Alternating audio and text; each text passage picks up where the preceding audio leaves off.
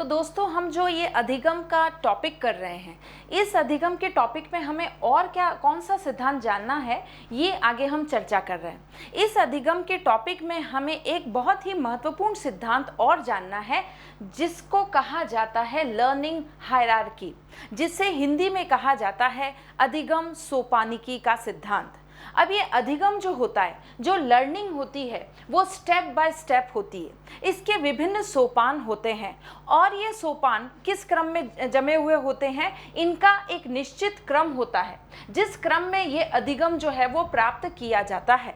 तो इसीलिए इस सिद्धांत को अधिगम सोपानिकी का सिद्धांत कहते हैं। आपको याद आ गया होगा कि मैं कौन से मनोवैज्ञानिक की बात कर रही हूँ। मैं बात कर रही हूँ रॉबर्ट गेने की। और रॉबर्ट गेने ऐसे मनोवैज्ञानिक थे जिन्होंने अपना सिद्धांत दिया अधिगम में, और उसे कहा जाता है अधिगम सोपानिकी का सिद्धांत, लर्निंग हायरार्की। जैसे कि हमारे प्रशासनिक पदों के लिए एक हायरार्की बनी होती है, सोपान बने होते हैं, स्टेप्स बनी होती हैं, स्टेजेस बनी होती हैं, उसी तरह से अधिगम के लिए भी रॉबर्ट गेने ने जो है क्या प्रस्तुत किया, सोपान प्रस्तुत किए। और यही सोपान अधिगम वाले टॉपिक में कहलाए अधिगम सोपानिकी का सिद्धांत। और ये अधिगम सोपानिकी का सिद्धांत किधर से किधर है, कैसे व्यवस्थित है, इसमें क्या तत्व हैं, वो हम एक डायग्राम के माध्यम से देखेंगे। तो चलिए देखते हैं कि अधिगम सोपानिकी के सिद्धांत में हमें डायग्राम के माध्यम से क्या देखना है। तो ये तो आपको याद रखना है कि अधिगम सोपानिकी के सिद्धांत में कौन से स्तर में कौन सी बात आएगी, लेकिन हमें पहले पता होना चाहिए कि अधिगम सोपानिकी किसके द्वारा दिया गया है। अधिगम सोपानिकी का सिद्धांत दिया गया है रॉबर्ट गेने द्वारा। ठीक है, रॉबर्ट गेने ने यह सिद्धांत दिया है। फर्स्ट ऑफ ऑल, इसमें कितने चरण हैं, सेकंड पॉइंट आप ये बताएंगे कि इसमें कितने चरण हैं। हम सभी को पता है इसमें 8 चरण हैं। हम सभी को पता है इसमें जो 8 चरण हैं वो आरोही क्रम में सरल से जटिल की ओर जाते हैं। ठीक है, आपको कैसे याद रखना है कि अधिगम सोपानिकी के सिद्धांत में जो 8 चरण हैं, जो 8 सोपान हैं, उनका क्रम अधिगम का आरोही क्रम, यानी कि छोटे से बड़े की ओर, यानी कि सरल से जटिल की ओर। तो इसका जो आरोही क्रम है वो कैसा है, अधिगम का आरोही क्रम जो है वो सरल से जटिल की ओर है।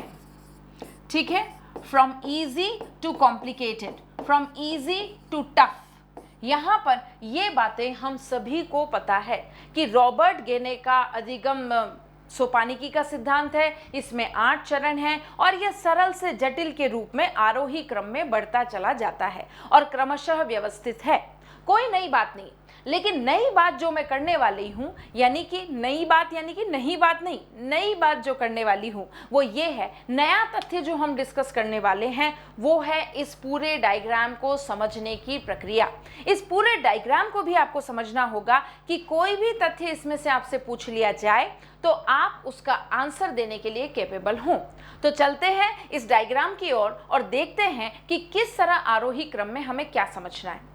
तो फर्स्ट पॉइंट में हमने देखा कि रॉबर्ट गेने का अधिगम पदानुक्रम सिद्धांत में जो फर्स्ट पॉइंट है वो है संकेत अधिगम, सिग्नल लर्निंग। तो ये संकेत अधिगम जो है, इसकी विशेषता क्या है कि ये सरलतम है। बिल्कुल सही बात है, क्योंकि हम आरोही क्रम में सीख रहे हैं तो सरल से जटिल की ओर जाएंगे, और सरल से जटिल की ओर जाने में हमारा एक टीचिंग मैगजीन भी आता है, शिक्षण सूत्र भी है, सरल से जटिल की ओर। तो अब हम यहाँ पर ये जो फर्स्ट सोपान में देख रहे हैं संकेत अधिगम, सिग्नल लर्निंग, ये सबसे ज्यादा आसान लर्निंग होती है। इसमें क्या होता है, संकेत के माध्यम से ही आपको अधिगम मिल जाता है। तो संकेत के माध्यम से जो अधिगम मिल जाए, जैसे कि कुछ एरो बने हुए होते हैं और ये एरो आपको रास्ता दिखा रहे हैं कि भाई इस वीडियो क्लासेस के लिए, जो वीडियो क्लासेस जहाँ पर ऑर्गेनाइज की जाती है वहाँ पर जाना कैसे है। तो उसके लिए पूरे रास्ते में एरोज बने हुए हैं कि लेफ्ट मुड़ें, फिर राइट मुड़ें, फिर नीम का पेड़ आएगा, फिर एक वाइट कलर की गाय बैठी होगी। तो यहाँ पर ये जो सारे संकेत संकेत है, एक पान वाले की दुकान होगी, उसके पास चाय के ठेले वाले की शॉप होगी। तो इस तरह से ये जो सारे अधिगम हैं ये क्या कर रहे हैं, ये संकेत दे रहे हैं, और संकेत के माध्यम से हमें लर्निंग हुई कि ओके इसका रास्ता जो है वो इस तरफ से जाता है, because the hints are provided to you with the help of arrows. और इसी को हम कहेंगे, संकेत लर्निंग को ही हम कहेंगे सरलतम अधिगम। सबसे इजीएस्ट मोड ऑफ लर्निंग होता है, ठीक है, कौन सा, संकेत अधिगम, जो कि प्रथम सोपान है रॉबर्ट गेने के डायग्राम में। तो इसमें हमें नई चीज क्या जाननी है कि ये पावलोव के सिद्धांत से समानता रखता है। किसके सिद्धांत से समानता रखता है, पावलोव के सिद्धांत से संकेत अधिगम की समानता है। हमें ये पता है रॉबर्ट गेने का सिद्धांत है, 8 चरण है, सरल से जटिल, और पहले वाला चरण भी हमने याद रख लिया, कौन सा, संकेत अधिगम। लेकिन ये नहीं पता कि ये सिद्धांत किसके सिद्धांत से समानता रखता है। तो ये समानता रखता है पावलोव के सिद्धांत से, क्योंकि पावलोव का सिद्धांत भी इसी तरह से कुछ मिलता जुलता है, बहुत सिंपलेस्ट वे में उसे बताया गया है, पशु पर प्रयोग किया गया है, एक एनिमल पे प्रयोग किया गया है, और इस एनिमल के प्रयोग में बहुत सामान्य बुद्धि की आवश्यकता है, क्लासिकल अनुबंधन, जिसमें कोई भी विशेष कोई स्पेशल बात उसने नहीं बताई है। And that was also the easiest mode of learning, जिसको हम कहते हैं शास्त्रीय अनुबंधन। तो उसी तरह से ये होता है संकेत अधिगम, इसमें कोई भी स्पेशल बात नहीं होती। लेकिन जैसे ही हम इसके दूसरे स्तर पर जाएंगे, दैट इज उद्दीपक अनुक्रिया का अधिगम, स्टिमुलस रेस्पॉन्स थ्योरी, और ये किससे रिलेटेड है, ये आपके थ्रोनडाइक से रिलेटेड है, ये आपके स्किनर से रिलेटेड है, क्रिया प्रसूत का सिद्धांत, फिर ये थ्रोनडाइक का बंध का सिद्धांत, ठीक है। तो ये कनेक्शन थ्योरी जो थ्रोनडाइक ने बताई, उसमें क्या बताया, उद्दीपक और अनुक्रिया का कुछ ना कुछ कनेक्शन होता है, कुछ ना कुछ बंध स्थापित हो जाते हैं कि जब जब कोई उद्दीपक आता है तब तब वो अनुक्रिया की जाती है। ऐसा ही कुछ सीखा था हमने बंध के सिद्धांत में, थ्रोनडाइक के सिद्धांत में। तो यहाँ पर भी उद्दीपक अनुक्रिया अधिगम जो है वो ऐसे ही कुछ इस तरह से ही संचालित होता है, यानी कि उद्दीपक और अनुक्रिया में एक तरह का बंध स्थापित हो जाता है कि ऐसा होगा तो ऐसा करेंगे, ऐसा होगा तो ऐसा करेंगे। तो इस तरह से जब व्यवस्थित रूप से बंध स्थापित हो जाते हैं तो उसे हम कहेंगे उद्दीपक अनुक्रिया का अधिगम। लेकिन यहाँ पर फिर वही बात है कि इस सेकंड चरण की समानता वाला सिद्धांत आपसे पूछ लिया जाए तो आपका आंसर होगा थ्रोनडाइक का सिद्धांत। तो सेकंड पॉइंट हमने याद कर लिया। सेकंड पॉइंट याद करने के बाद हमारा आया श्रृंखला अधिगम। अब जो भी उद्दीपक अनुक्रिया होती है उसमें हम क्या करते हैं, एक श्रृंखला का निर्माण कर देते हैं, एक चेन एसोसिएशन हो जाता है, और इस चेन एसोसिएशन की वजह से हम चीज़ों को अच्छे से याद रख पाते हैं। इसी को हमने कहा श्रृंखला अधिगम। अब इसको आपको कैसे याद रखना है, सबसे पहली बात, श्रृंखला अधिगम में ये पहले और दूसरा चरण, पहला चरण और ये दूसरा सोपान, फर्स्ट और सेकंड सोपान अगर आपको समझ में आता है, अधिगम होता है, तभी तीसरा सोपान संभव हो पाएगा। समझ में आ रही है आपको बात? श्रृंखला कब बनेगी? श्रृंखला तब बनेगी जब आप उद्दीपक और अनुक्रिया को समझ चुके हैं, जब आप संकेत को समझ चुके हैं, और उसके बाद आपके माइंड में क्या हुआ, एक चेन फॉर्मेशन हो गई।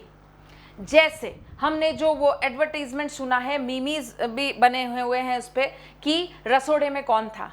तो अब यहाँ पर मैं नहाने गई थी, वहाँ पर कोई भी नहीं था, कोई बच्चा भी नहीं था, मैंने चने चढ़ाए थे, और अब मैं जब नहाने गई तब फिर रसोड़े में कौन था, क्योंकि चने जो है वो अब जल चुके हैं। तो इस तरह से ये क्या हुआ, उद्दीपक और अनुक्रिया अधिगम हमने देख चुके, फिर हम संकेत दे चुके, लेकिन उसके बाद का जो क्रम आता है कि वो क्रम आपके सामने कैसे प्रस्तुत हो जाएगा, वो अधिगम कैसे आपके माइंड में एब्जॉर्ब हो जाएगा, उसकी एक श्रृंखला बन जाएगी कि पहले ऐसे हुआ, फिर ऐसे हुआ, फिर ऐसे हुआ, और उसके बाद में अब क्वेश्चन पुटअप किया जा रहा है कि रसोड़े में कौन था। तो रसोड़े में कौन था उसको जानने के लिए आप क्या प्रस्तुत करेंगे, पूरी की पूरी एक श्रृंखला प्रस्तुत करेंगे और इसी श्रृंखला को हम कहते हैं श्रृंखला अधिगम, चेन लर्निंग। आप चीज़ों को पूरे सीक्वल तरीके से चेन में बनाकर उनको श्रृंखला निर्धारित करके फिर उसे मैप की तरह से माइंड में याद रखते हैं। यही चीज़ ये बताना जा रहा है जिसको कहा हमने श्रृंखला अधिगम। ठीक है, तो पहले संकेत हुआ, फिर उद्दीपक अनुक्रिया अधिगम हुआ और उसके बाद में हम देख रहे हैं कि श्रृंखला का निर्माण हो गया। और वो श्रृंखला का निर्माण कब होगा? जब प्रथम 2 सोपान जो है उसके माध्यम से आप अधिगम कर चुके हैं, तभी आपके माइंड में क्या बनेगी? श्रेणियां बनेगी।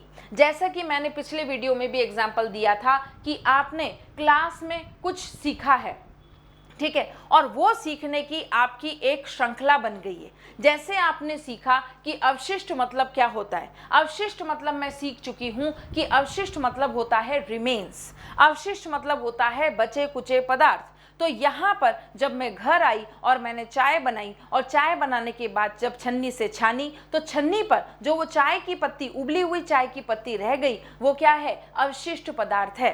फिर मैंने देखा कि मैं गार्डनिंग कर रही हूँ और गार्डनिंग में मुझे खाद की ज़रूरत है, उससे पेड़ पौधों को पोषण प्राप्त होता है। और ये खाद भी फिर मैंने जाना कि बेसिकली ये खाद है क्या, तो खाद मुझे पता चला कि ये अवशिष्ट पदार्थों का सम्मिश्रण है। तो यहाँ पर एक पूरी अधिगम की श्रेणी बन गई कि अवशिष्ट का मतलब क्या होता है। ये मेरे माइंड में पूरी चेन लर्निंग हो गई कि जब जब इस तरह की प्रक्रिया होगी तब तब मुझे समझ में आएगा कि ये जो बच गया है, ये जो रिमेनिंग पार्ट है, which is not at all kind of any kind of all the processing is done already, तो इसको हम कहेंगे अवशिष्ट पदार्थ। और यही अवशिष्ट पदार्थ में हर कोई सी भी प्रक्रिया हो रही है, उसमें फाइनली जो लास्ट में रिमेन्स बचेगा उसको हम कहेंगे अवशिष्ट पदार्थ। ठीक है, जैसे सह उत्पाद भी होता है, बाय प्रोडक्ट होता है, वैसे ही अवशिष्ट पदार्थ होता है। अवशिष्ट पदार्थ मीन्स रिमेन्स। तो ये चीज़ मैंने जान ली कि कोई भी प्रक्रिया हो रही है और इस स्टेज पर आकर ये होता है। तो वो क्या कर लिया मैंने? एक चेन लर्निंग कर ली। मैंने सीख लिया, मुझे अधिगम हो गया किस बात का? कि इस तरह से प्रक्रिया होती है और उसमें फिर उत्पाद के रूप में ये होता है। तो what is that? That is chain learning. और चेन लर्निंग में नई बात आपको क्या सीखनी है कि पहले 2 चरण के बिना, पहले 2 सोपान पूरे किए बिना आप तीसरे लेवल पर तीसरे सोपान को नहीं ग्रहण कर सकते, अधिगम संभव नहीं हो सकता। तो कथन के रूप में आ जाए कि यहाँ पर प्रथम सोपान और दूसरे सोपान के अतिरिक्त भी तीसरे सोपान का अधिगम किया जा सकता है, सत्य या असत्य कथन। तो यहाँ पर इस कथन को आपको छांटना होगा और तभी छांट पाएंगे जब कॉन्सेप्ट क्लियर होंगे। ठीक है, तो यहाँ पर श्रृंखला अधिगम हमने सीख लिया। अब हम देख रहे हैं शाब्दिक साहचर्य का अधिनियम, वर्बल एसोसिएशन लर्निंग। अब यहाँ पर जो अधिगम की प्रक्रिया हो रही है उसमें क्या हो रहा है? शाब्दिक साहचर्य। जैसे पहाड़े याद करना, तो ये क्या हो गया? शाब्दिक साहचर्य। जैसे किसी वाक्य विन्यास के नियोजन की बात करना, शाब्दिक साहचर्य का नियम है और ये अधिगम भी है। और इस अधिगम में आप क्या कर रहे हैं? एसोसिएशन कर रहे हैं, लिंकिंग कर रहे हैं, उसका साहचर्य, सह संबंध स्थापित कर रहे हैं। दैट इज कॉल्ड शाब्दिक साहचर्य का अधिगम। ये भी रॉबर्ट गेने ने इंपॉर्टेंट बताया है। फिर हम देख रहे हैं डिस्क्रिमिनेशन लर्निंग। जब हमें शाब्दिक साहचर्य अधिगम आ जाएगा उसके बाद क्या है? बहु विभेदन। ठीक है, इसको हम कर लेंगे बहु विभेदन का नियम, डिस्क्रिमिनेशन लर्निंग। अब डिस्क्रिमिनेशन लर्निंग क्या है? डिस्क्रिमिनेशन लर्निंग यानी कि कई उद्दीपकों में से एक उद्दीपक का चयन करना, that is called discrimination learning. कि हमें अब इतना अधिगम हमें प्राप्त हो चुका है कि हम विभेदीकरण कर सकते हैं, हम क्लासिफिकेशन कर सकते हैं, हम डिस्क्रिमिनेशन कर सकते हैं।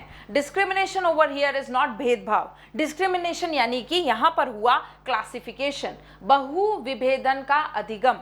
बहु विभेदन किसका? कि कई उद्दीपक उपस्थित हैं, उसमें से एक उद्दीपक का चयन करना इस बहु विभेदन। जैसे कि अगर तुमने मुझे हजारों में चुना है तो मैं भी तुम्हें करोड़ों की भीड़ में खोने नहीं दूंगी। तो यहाँ पर ये क्या हुआ, बहुत सारे उद्दीपकों में से अगर तुमने मेरा चुनाव किया है तो मैं भी बहुत सारे करोड़ों लोगों की जनसंख्या के बीच में तुम्हें खोने नहीं दूंगी। अगर तुमने मुझे हजारों में चुना है तो मैं भी तुम्हें करोड़ों में खोने नहीं दूंगी। सो व्हाट इज दैट, बहु विभेदन का नियम। बहुत सारे वीडियोस आपके पास समझने के लिए अवेलेबल है YouTube पर, लेकिन आपने उन बहुत सारे वीडियोस में से इस वीडियो का चुनाव किया अपना करियर बनाने के लिए। क्यों?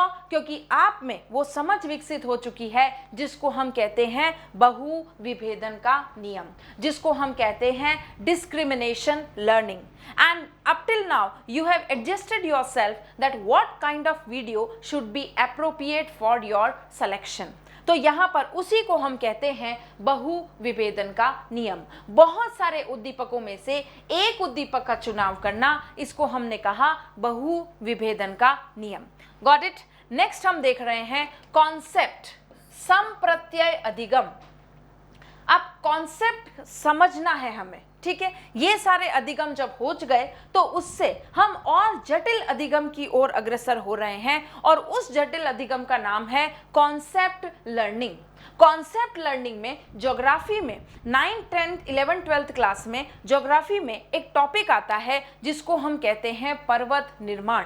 और पर्वत के निर्माण में मैं क्लास में समझा रही हूँ क्या, मैं क्लास में समझा रही हूँ कि जो दो प्लेट्स हैं, ये जो दो स्थल खंड हैं, जब ये आपस में टकराते हैं तो इनका बीच वाला जो एरिया है वो कैसा हो जाता है, बल्जिंग हो जाता है, उसमें उभार आ जाता है। या फिर कोई जो जमीन है उसमें कन्वर्जेंट मूवमेंट आपने सुना है, ठीक है। अब सारी जो मूवमेंट होता है, अब सारी गति से क्या हो रहा है कि अब सारी गति से यहाँ पर कन्वर्जेंट मूवमेंट से ये जो प्लेट है ये दोनों टकराई, और दोनों टकराने की वजह से यहाँ पर एक उभार आ गया, और उस उभार की वजह से ही परिणाम स्वरूप पर्वतों का निर्माण हुआ। और उन्हीं पर्वतों को, क्योंकि ये दोनों के उभार की वजह से हुआ है, ठीक है, तो यहाँ पर ये उभार की वजह से हुआ है, कन्वर्जेंट प्लेट्स के दोनों के टकराने की वजह से हुआ है, इसलिए हम इसको कहते हैं वलित पर्वत, फोल्डेड माउंटेन्स। ये प्रक्रिया मैंने पूरी बताई। अब इसमें मैंने कॉन्सेप्ट भी बताया कि वलित पर्वतों का निर्माण कैसे होता है।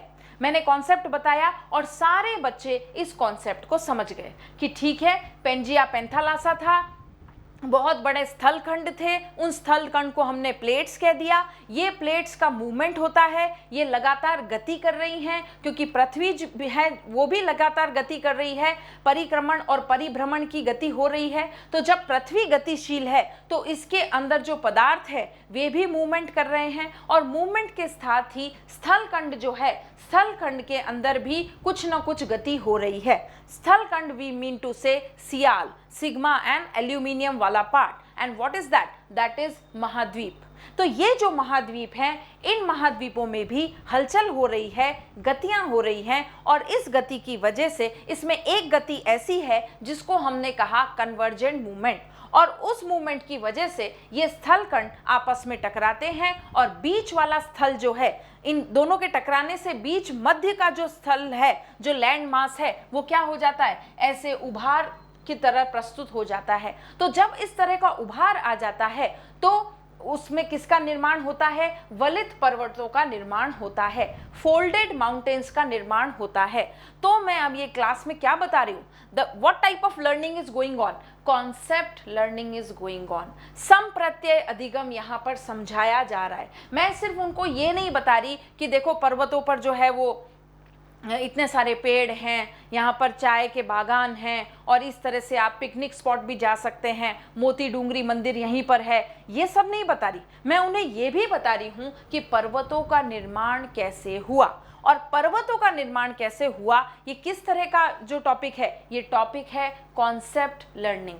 आपको कॉन्सेप्ट समझ में आएंगे कैसे, तो जब कॉन्सेप्ट समझ में आ जाएंगे तो आपको किसी भी तरह के क्वेश्चन, चाहे वो फैक्टफुली क्यों ना हो, वो भी याद हो सकते हैं, because concept learning is very very very interesting, ये बहुत ज़्यादा रोचक होता है। और रोचक होने से पहले आपने ये सब सोपान जो हैं बहुत अच्छी तरीके से आप इनसे परिचित हैं, तो यहाँ पर कॉन्सेप्ट लर्निंग भी आसानी से किया जा सकता है, क्योंकि ये अधिगम का थोड़ा जटिल वाला पार्ट है। ठीक है, तो इस जटिल पार्ट में बढ़ने की तरफ, आरोही क्रम में अग्रसर होने की तरफ हमें ये सारे सोपान अच्छे से आने चाहिए, तभी हम क्या करेंगे, कॉन्सेप्ट लर्निंग का जो कॉन्सेप्ट है वो समझ पाएंगे। तो यहाँ पर मेरे दिमाग में क्या हो गया, ये जो कॉन्सेप्ट है उसका निर्माण हो गया। अब जब मैंने वलित पर्वत सीख लिया और मैंने इसके साथ ही उनको ये भी बताया कि बच्चों, जब दो स्थलखंड जो है वो डाइवर्जेंट मूवमेंट से दूर खिसक जाते हैं, जब दो स्थलखंड बड़े बड़े लैंड मासेस, जिसको हम कहते हैं प्लेट टेक्टोनिक्स, और ये लैंड मासेस एक दूसरे से दूर खिसक जाते हैं, तो बीच में खड्ड का निर्माण होता है। क्योंकि दो प्लेट्स दूर चली गई, तो दो प्लेट्स जो दूर चली गई तो बीच में खड्डे का निर्माण हुआ, और उस खड्डे को हम कहते हैं ब्रंच, उस खड्डे को हम कहते हैं फॉल्ट, उस खड्डे को हम कहते हैं डिप्रेशन। तो ऐसे भ्रंश घाटियों का निर्माण भी होता है। जैसे पर्वतों का निर्माण हुआ, वैसे ही भ्रंश घाटियों का निर्माण हुआ।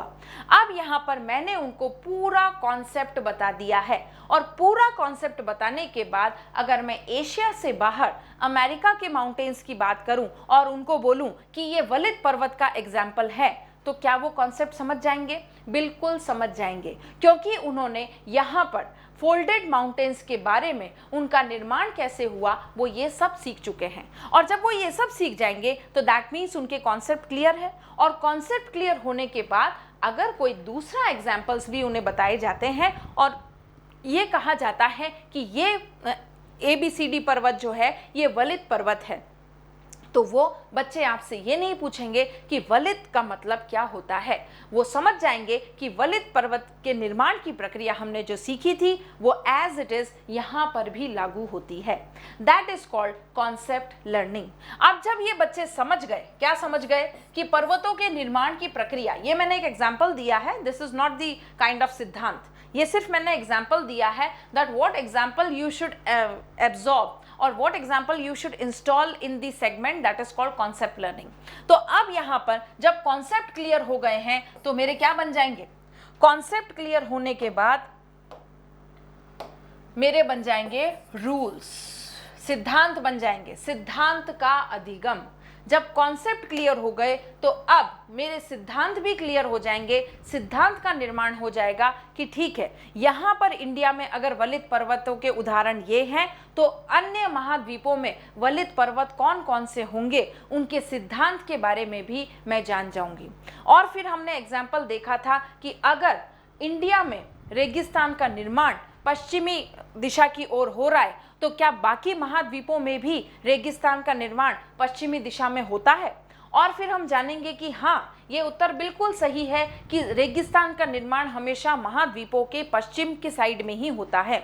उसका कारण क्या है? उसका कारण है बहती हवा सा था वो, यानी कि विंड्स इसके लिए बहुत ज़्यादा उत्तरदायी कारक हैं। ये सब कॉन्सेप्ट जब मैंने समझ लिया तो क्या एक सिद्धांत नहीं बन जाएगा, पूरा का पूरा एक सिद्धांत का निर्माण हो जाएगा कि क्यों मरुस्थलीकरण का निर्माण, क्यों मरुस्थल जो हैं वो निर्मित होते हैं हमेशा पश्चिमी भाग में। तो इसका सिद्धांत भी बन जाएगा जब मुझे कॉन्सेप्ट समझ में आ गया है। सो whenever you have cleared your concept, you must switch on to the principles, and those principles will be not the assumptions। ये अनुमान वाले नहीं है, ये जो सिद्धांत का निर्माण होगा ये कैसे होगा, बिल्कुल फिक्स होगा, क्योंकि आपके पास उसको देने के लिए लॉजिक है। और सिद्धांत वही होते हैं जो बिल्कुल फिक्स होते हैं, प्रामाणिक होते हैं। ये ऐसे नहीं होते कि अनुमान लगाया और सिद्धांत बन गया, नहीं, सिद्धांत यानी कि पूरी तरह से प्रामाणिक। तो यहाँ पर these authentic principles will be framed as rules। बात समझ में आ रही है? अब जब बच्चे ने कॉन्सेप्ट का निर्माण कर लिया, जब बच्चे ने एक सिद्धांत के बारे में जान लिया, अब सबसे लास्ट पार्ट क्या होगा इसका, प्रॉब्लम सॉल्विंग। अब अधिगम कौन से स्तर तक पहुंच चुका है? आपने इतना कुछ सीख लिया, इतना कुछ पढ़ लिया, इतना अधिगम प्राप्त कर लिया कि अब आप समस्या समाधान के सोपान पर पहुंच चुके हैं। That is called the problem solving. ठीक है, अब वो बच्चा जिसको आपने सिखाया है वो अब उस स्तर तक पहुंच चुका है कि अब वो किसी भी समस्या का समाधान कर सकता है। उसके पास विश्लेषण और संश्लेषण का जो विशेषता है वो उसके पास आ चुकी है। The power of analytical thinking, analysis and synthesis, संश्लेषण और विश्लेषण वो अपने स्तर पर खुद कर पा रहा है, समस्या का समाधान खुद दे सकता है, उसको हमने बोला प्रॉब्लम सॉल्विंग। तो यहाँ पर अधिगम का सर्वोच्च स्तर अगर आपसे पूछा जाए तो क्या होगा? Problem solving. इसके लिए एग्जाम्पल लें, जैसा मैंने बताया था कि एक आरएस का इंटरव्यू आयोजित हो रहा है और उसमें जो परीक्षार्थी है जो इंटरव्यू देने आया है उससे पूछा जा रहा है कि आखा तीज का त्योहार है और आखा तीज के त्योहार पर अक्षय तृतीया पर सभी जानते हैं कि बाल विवाह का प्रचलन बहुत ज़्यादा होता है। तो एज अ कलेक्टर आपकी क्या भूमिका रहेगी? उस बाल विवाह को रोकने के लिए आपके क्या प्रयास रहेंगे? तो यहाँ पर वो जो इंटरव्यू दे रहा है, जो साक्षात्कार दे रहा है, वो कहेगा, अपना जवाब देगा और उसका जो भी जवाब होगा वो कैसा होगा? इन सारे सोपानों को कवर अप करते हुए होगा। वो कॉन्सेप्ट भी बताएगा और फैक्ट भी बताएगा। अपने जो उसको प्रश्न दिया है, आपने जो समस्या दी है, उस समस्या का पूरा उपचार वो बताएगा। वो कहेगा कि पूरे जनमानस में ये जो प्रथा है ये प्रचलित है, हमेशा आखा तीज पर बाल विवाह होते हैं। अब इसको सॉर्ट आउट करने के लिए मैं अवेयरनेस का सहारा लूंगा, मैं सोशल मीडिया का सहारा लूंगा। इवन इस बाल विवाह को करवाने के लिए, आयोजित करवाने के लिए जो लीडर्स हैं, जिनकी लीडरशिप में ये सब होता है, उन लीडर्स को कन्विंस करने की कोशिश करूंगा, क्योंकि इन्हीं लीडर्स को तो ये लोग फॉलो करके बाल विवाह कर रहे हैं। तो अगर इन लीडर्स को कन्विंस कर लिया जाए तो बाल विवाह को काफी हद तक नियंत्रित किया जा सकता है। एक पॉइंट ये। सेकंड पॉइंट ये, क्रिएटिंग सोशल अवेयरनेस। अब तो सूचना प्रौद्योगिकी का युग है, तो इस युग में इस सोशल मीडिया का प्रयोग करते हुए मैं क्या करूंगा? जनमानस में चेतना उत्पन्न करने की कोशिश करूंगा। कुछ अवार्ड रखूंगा कि जो अपने गांव में सरपंच जो है अगर इन चीज़ों को नियंत्रित कर लेता है तो उसे सम्मानित किया जाएगा, 26 जनवरी पर पद्मश्री दिया जाएगा। इस तरह की कुछ बात करूंगा जिससे वो बहुत जल्दी कन्विंस हो जाए। तो इस तरह के जब तरीके आपने बताए, इवन उसके साथ आपने ये भी बता दिया कि संविधान के कौन से अनुच्छेद के अंतर्गत आप इस तरह का प्रावधान करना चाहेंगे, आप विधि सम्मत जो बातें हैं उसको कैसे क्रियान्वित करना चाहेंगे, कैसे अपनी स्टाइल में उसको लागू करेंगे, ये सारी बातें आपने इंटरव्यू में समझा दी। तो इंटरव्यू में समझाने के बाद वो सुनने वाले लोग भी जो थे, जो पैनल था, वो कंप्लीटली सेटिस्फाइड था आपके इस आंसर से। That means you have reached the level of the learning part that is called problem solving level. अब आपके किसी भी समस्या का समाधान करने का अधिगम आपने सीख लिया है, वो कौशल आपने विकसित कर लिया है। तो ये थे रॉबर्ट गैने के 8 चरण वाले अष्टपदीय अधिगम सोपानिकी का सिद्धांत। इसमें सरल से जटिल आपको याद है। फिर आपको इसमें याद है कि 8 चरण होते हैं, नथिंग स्पेशल, बट आपको इसमें याद क्या रखना है? आपको इसमें याद रखना है ये 8 चरण के सीक्वल भी पूछा जा सकता है, या इस 8 चरण में से कुछ एक दूसरा डाल देंगे और आपसे पूछेंगे कि इसमें इन चरणों में कौन सा चरण रॉबर्ट गैने का नहीं है, वो बताइए। तो इसको हम सीख सकते हैं कि किसी ने आपको संकेत किया, किसी ने आपको इशारा किया कि इधर आओ, ठीक है, बुलाया अपने पास फ्रेंड बनाने के लिए, तो किसी ने संकेत किया, उद्दीपक अनुक्रिया, फिर आपने उसके संकेत की रिस्पॉन्स क्या दिया? हटो, मुझे I don't care who is calling me. तो यहाँ पर उद्दीपक के प्रति अनुक्रिया हुई। पहले तो संकेत दिया, इशारा किया, इशारा के बाद आपने उसको रेस्पॉन्स किया कि मुझे नहीं आना है, आप बुला रहे हो लेकिन I don't want to come. तो यहाँ पर आपने रेस्पॉन्स दे दिया।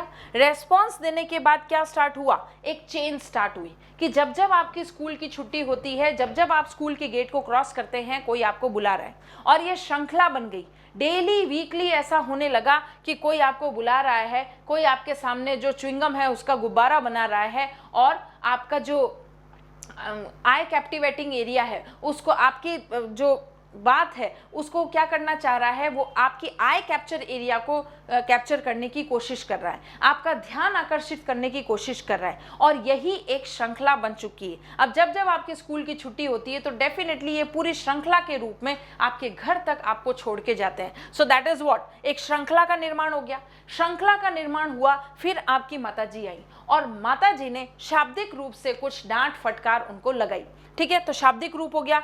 फिर शाब्दिक रूप के बाद माताजी ने आपको भी समझाया कि सोसाइटी में कई लोग होते हैं और इन लोगों में आपको डिस्क्रिमिनेशन, विभेदन करना आना चाहिए।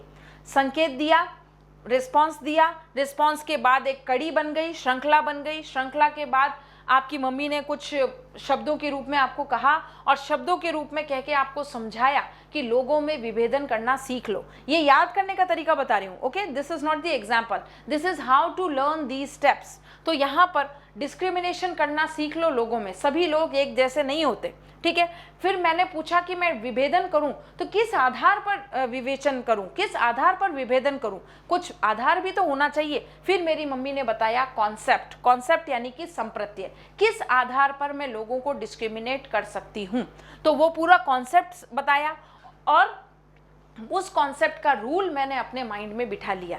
क्या बिठा लिया कि हाँ, मुझे लोगों में डिस्क्रिमिनेशन करना चाहिए, विभेदन करना चाहिए, हर किसी व्यक्ति को एंटरटेन करने जितना टाइम मेरे पास नहीं है। तो यहाँ पर मैंने वो रूल बना लिया कि मुझे कैसे अपने जीवन को संचालित करना है। तो ये रूल मैंने बनाया और मेरी जो समस्या थी, किस बात की समस्या, कि डेली छुट्टी होते ही कोई मुझे इशारे से बुला रहा है और एक श्रेणी बन गई है। अब उसकी समस्या का समाधान मैंने कर लिया। क्या समस्या का समाधान कर लिया कि छुट्टी से 5 मिनट पहले ही मैं उस गेट से निकल जाती हूँ या छुट्टी के आधे घंटे बाद मैं उस गेट से निकलती हूँ। तो ये पूरी श्रृंखला टूट गई, क्योंकि यहाँ पर जो वेट कर रहा था, जो इशारे करता था, जो गाने गाता था, उसको लगा कि शायद अब ये स्कूल में नहीं आती है।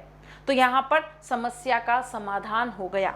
तो इस तरह से आपको कुछ अपनी ट्रिक बना के इन सारे चरणों को याद रखना है। इशारा हुआ, अनुक्रिया हुई, अनुक्रिया के बाद चेन बनी, चेन के बाद शाब्दिक आपकी मम्मी ने समझाया कि कैसे डिस्क्रिमिनेशन किया जाए। फिर आपने क्वेश्चन पूछा, कॉन्सेप्ट बताइए, कैसे विभेदन करूं, कॉन्सेप्ट बताया। फिर आपने रूल बना लिया, रूल बनाने के बाद आपकी समस्या का समाधान हो गया, ठीक है। तो इस तरह से आपको रॉबर्ट गेने का ये सिद्धांत जो है वो याद रखना है और क्रमबद्ध तरीके से याद रखना है। मैं फिर कह रही हूँ, इसमें जो क्वेश्चन पुट अप होगा वो होगा, इसको क्रमबद्ध तरीके से जमाएं, ठीक है। 4 ऑप्शंस, 5 ऑप्शंस आपको दे दिए जाएंगे और इसका क्रम आपसे पूछा जाएगा, या फिर इस पूरी कड़ी में, इस पूरे क्रम में एक कुछ और दूसरे सिद्धांत की बात जोड़ दी जाएगी, प्रभाव का नियम, और वो इसमें आपको और जो है वो हटाना होगा। तो इस तरह से आपने देखा कि हमने जो अधिगम का टॉपिक किया है, इसमें मैंने वो सारे सिद्धांत लिए हैं जो अधिगम से संबंधित हैं और जो आपके एग्जाम पॉइंट ऑफ व्यू से इम्पॉर्टेंट हैं। So I would like to wrap up this video over here, but I hope you have understood all the facts and concepts very nicely, and do provide your comment every time so that I can be aware that how much cognitive powers you are using and how much you are appreciating these videos. So till then, we are meeting again in the next video. Till then, goodbye. Thank you all of you.